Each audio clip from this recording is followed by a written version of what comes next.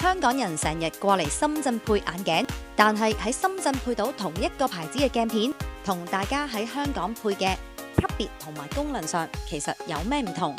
價錢平咁多，真係一樣？深圳福田眼鏡店其實都有一個由香港人引入嘅高質漸進體驗區，同深圳其他眼鏡店嘅究竟有咩唔同？一休配眼鏡，深圳嘅價錢可以配到同香港級別一樣嘅鏡片，仲可以喺香港取鏡，即時同你調校鏡架。今集有大量嘅資訊，大家記得睇到最後。Hello， 大家好，我哋過嚟一休眼鏡探阿 Chris 啊。Hello， 大家好。大家好，阿 Chris 話咧，今次想同我哋剖析一下喺香港配眼鏡咧，同喺深圳配眼鏡嘅鏡片咧，究竟咧有咩分別喎？係啊，到呢度都開咗一段時間啦。近排發現到好多戴得唔舒服，話俾我哋聽，我已經用緊開眼鏡㗎咯喎，點解都唔及我哋喺香港眼鏡鋪所配嘅？我都唔知配咗啲咩，但係人哋係配得好舒服嘅。咁個情況係點樣呢？等等我就會講晒俾你哋聽啦。你會見到咧，呢度台上邊咧有內地嘅開眼餐牌啦，香港嘅開眼餐牌啦。咁而呢一隻鏡咧就等於香港嘅漸進鏡片嘅試戴效果嘅。好啦，咁我依家咧就話俾大家聽，點解依家好多內地眼鏡鋪幫我哋香港人配完副漸進已經配到開眼啦，但係點解都唔及我哋喺香港一啲我唔識嘅牌子仲戴得舒服喎？個原因係邊啊？嗱，首先你要知道內地嘅餐牌上邊顯示咗啲乜嘢嘢先。好啦，你會見到依家好多內地嘅店鋪都標榜住配一對開眼鏡係200零蚊就已經做得到啦。咁其實係一隻咩鏡呢？係呢一個系列。咁佢哋叫做 S1 啦。咁好啦，喺塊鏡上邊有一個 model 嘅鐳射 mark 嘅，咁佢哋係 D11。咁好啦，呢一隻鏡佢哋應該大約啦，平均都係200零蚊左右啦。好啦，香港咧眼鏡鋪咧就冇呢一隻鏡嘅。好啦，點解我會咁樣講咧？你會見到喺香港嘅呢一本餐牌上邊，好啦，會有齊晒佢喺香港開眼代理所代理嘅所有鏡片嘅鐳射 mark。好啦，去到最接近嗰個都已經去到 DA。咁呢個係咩嚟咧？咁就即係我哋你會見到好多香港嘅連鎖店都會中意用佢嚟做套餐㗎啦。咁即係呢一隻啦。咁叫Dynamic。咁兩者之間有咩分別咧？其實咧 S1 呢一隻鏡片咧喺香港嘅開眼嚟講咧，其實已經淘汰咗一段比較長嘅時間㗎啦。咁所以好多客人都唔清楚呢一樣嘢，而我哋呢一度都會跟翻香港我哋譬如因為我香港有鋪啦，咁我都會跟翻我哋香港所有嘅配套啊，點樣去驗眼啊，同埋點樣去做一對漸進鏡，去話翻俾你哋知，其實所有漸進鏡都有唔同嘅層次，千祈唔好誤會200幾蚊就已經配到一副你喺香港應該大概1300、4蚊嘅一對漸進鏡片。咁其實係兩回事嚟嘅。其實咧你會見到啦，我依家攞上手嘅呢一隻鏡，咁就即係等於我哋香港嘅呢一隻鏡啦。咁其實咧，你會見到上邊咧，除咗有個鐳射 mark 係佢先同我同你講嘅之外，可能喺鏡頭上邊會比較難睇到啦。咁下次有機會嘅，你又可以上嚟睇一睇。咁你會見到成塊鏡嘅遠中近嘅區域咧，係分野得好清楚嘅。咁好啦，舊一代嗰隻試鏡咧已經冇啦。咁其實係一條間，當然嗰條間你係睇唔到啦。咁你會見到就係遠同近兩樣嘢嘅啫，咁呢一樣嘢就令到我哋香港人戴眼鏡咧，成日都話：哇，點解會咁浮啊？咁呢一個係一個最大嘅原因。大家可能都會見過呢一個漸進區域啦。其實呢個漸進區域咧，就正正可以為大家可以辨識得到你哋戴緊嗰副漸進鏡究竟係好似剛才我同你講過已經淘汰咗個鏡片啦，定還是係未淘汰依家最新嘅科技啦？因為喺漸進區呢一啲咁嘅格仔咧，如果你戴咗一啲比較舊一代嘅漸進咧，就會出現呢兩個問題。我通常咧都會要你哋企喺度望住嗰條界，即係呢一條界。好啦，理論上係一定清楚嘅，但係如果分兩條線嘅話咧，只會見到呢一度清楚，嚟去到呢一度咧就已經唔清楚㗎啦。咁好啦，依家新一代嘅漸進會係點樣咧？除咗呢度清楚之外，一路咁樣落到嚟呢一度都會清楚嘅。咁好啦，好多客人都會問我啦，點解戴真漸進鏡片我睇腳趾尖係唔清楚嘅咧？原因係我哋冇彎低腰。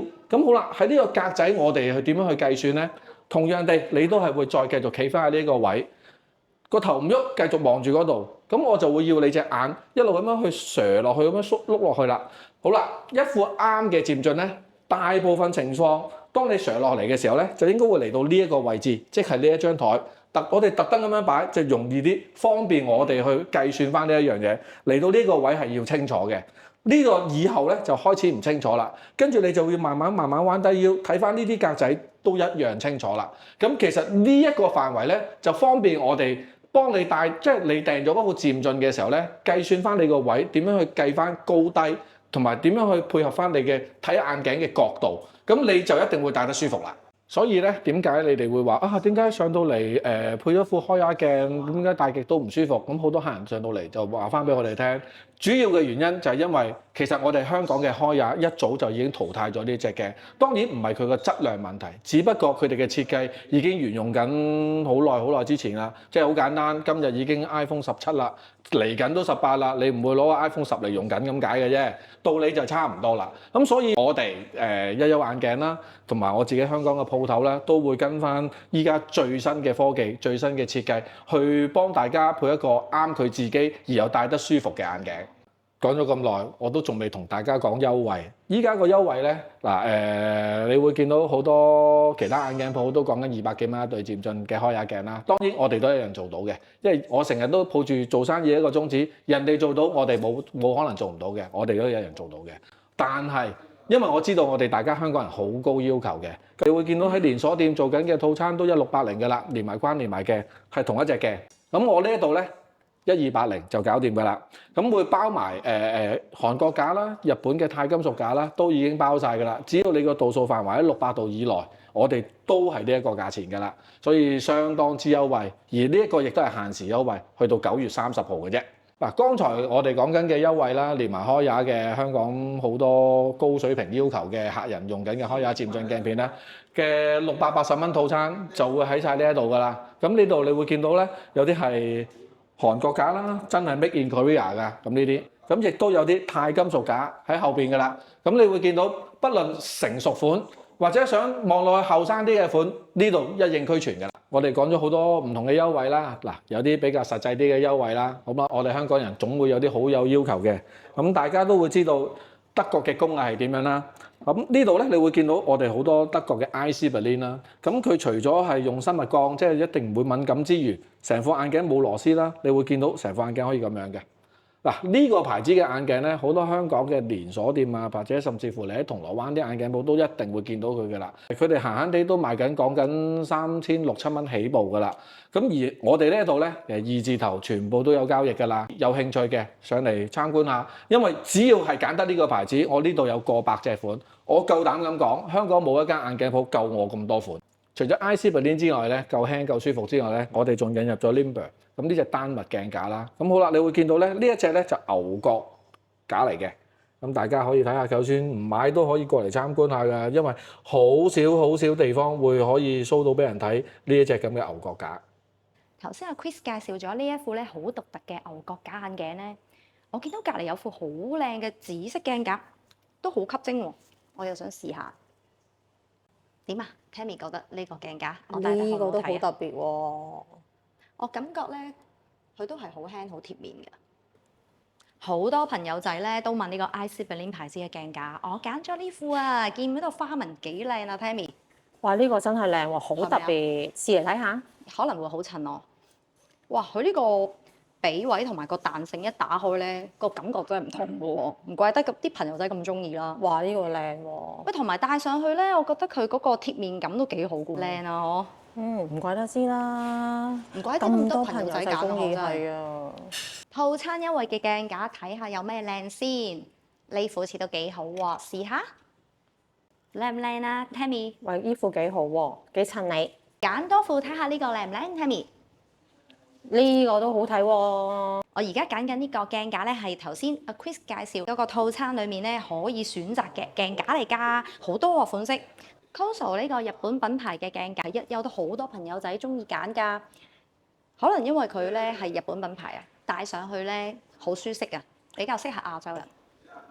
中意日本風嘅朋友仔咧，可以睇埋 Taku 呢個品牌啊，佢啲鏡架咧都幾細緻㗎，好唔好睇啊？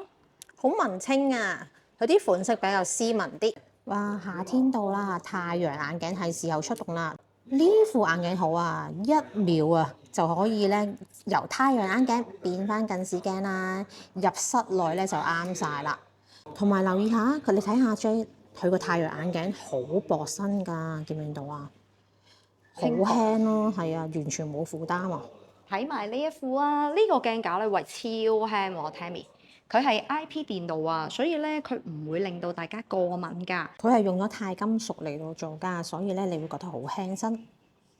今日好多謝 Chris 咧教我哋嘅觀眾點樣精明咁樣配一副漸進鏡喎。咁我哋下次再嚟探你啊，好嘛？好啊，冇問題啊。總之有咩問題嘅話，隨時上嚟。好，拜拜拜。拜。